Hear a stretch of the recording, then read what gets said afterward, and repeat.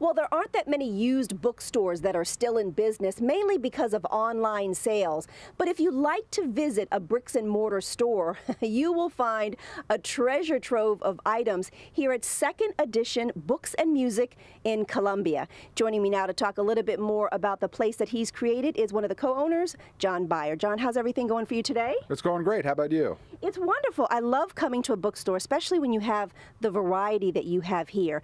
Let's talk a little bit more about how this all started for you. Purchased this bookstore back in 2005 from a previous owner, but you'd really never worked in the bookstore industry before. Well, no, I used to love to come to the store before we owned it, and I found out that the fellow was going to sell the store or go out of business. So I contacted him, and 2 days before he was going to go out of business, he said, "John, you can either buy it or I'm going to close." So I decided to buy it. Yeah, but you really didn't know what you had gotten yourself into once you did. I mean, what has it been like over the last 13 years building this business up? Well, at first it was a little tough, but after learning about the community and the kinds of people who come in, which is everybody because we're next to the MVA and we just have a wide variety of people, so we have to stock a wide variety of things. So we sell books and records and CDs and DVDs and audiobooks, et cetera, et cetera. Give us an idea of some of the authors that you may have or the kinds of genre of music you're looking for, all that good stuff. Okay, so we're a little bit old school.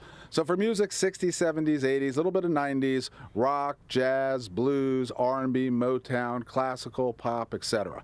Now that's in CDs and for records. We have about 2,000 records here at least. So we look for both CDs and LPs and some 45s in those genres.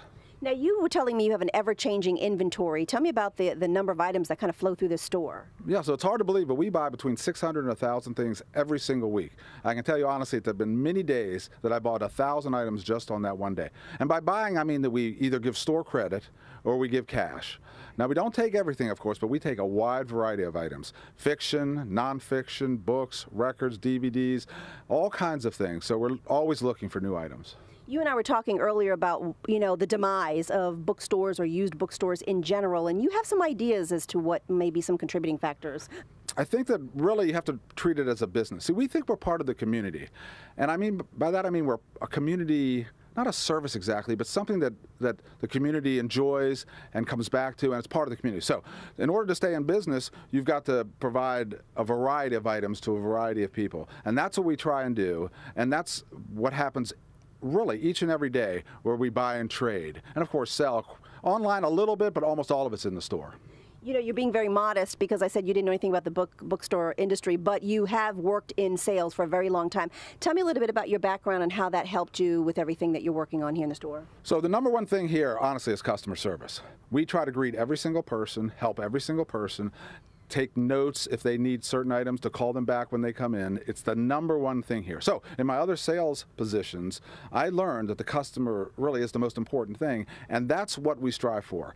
We do our best knowing books and records and CDs, and we're pretty good at that, but we hope we're really good at customer service. Now, I know you and I were talking about you're not really getting rich doing this, but you have a business, so turning a profit is very, very important. Do you think about the future with the way things are going, with the way people are purchasing items? You know where I'm going with this. I do. I worry just a little bit about digital music and DVDs and Blu-ray, that digital transfer. For somebody who has the sales experience you have in the business background, what advice would you give to someone who might be thinking of, purchasing a place or doing their own thing? Number one is customer service. Number two is controlling expenses. Number three would be try to appeal to as many people as possible. For instance, some bookstores I've gone to, they're really, really good with the antiquarian, the rare. That's awesome, rare books, but it doesn't appeal to the masses. It doesn't appeal to everybody. So what we try to do is enlighten, entertain, and educate on those levels. DVDs, entertainment. Chaucer, enlightenment. That kind of textbooks, education. It's that kind of thing where you try to appeal to a wide variety of people and treat them as you'd like to be treated. I also have to ask you a little bit about the inventory in terms of categorization, because when you come in here, you could get a little lost, but it's probably organized chaos from your perspective. It is. So there are approximately 50 categories. So some categories are alphabetized. All the fiction's alphabetized, a couple other categories. But just say you were looking for American history. So there's 7 shelves of American history. So we take you to American history. And so no, we don't have a database, but we have people here all the time who will help you. And so we go there, and then we leave you alone for you to look, but we take you to the the categories to give you an idea of what we have. Nice. And obviously a kids section, which is important too. Yes, a big kids section, one of the most important areas. Probably have 1,500 or 2,000 books just in the kids section. John, it was a pleasure to speak with you. Thank you so much for your time. We really appreciate it. Thank you. Thanks a lot. Take care. And if you'd like to find out more information about second edition books and music, you can log on to our website at mpt.org and click on Your Money in Business. All right, Jeff, that's going to wrap it up here from Columbia, but not before I go by, I don't know, a half dozen CDs. Yes, I still listen to CDs. And a few books that I was checking out in the aisles over here. All right, like I said, that's going to wrap it up here from Columbia. Now back to you in the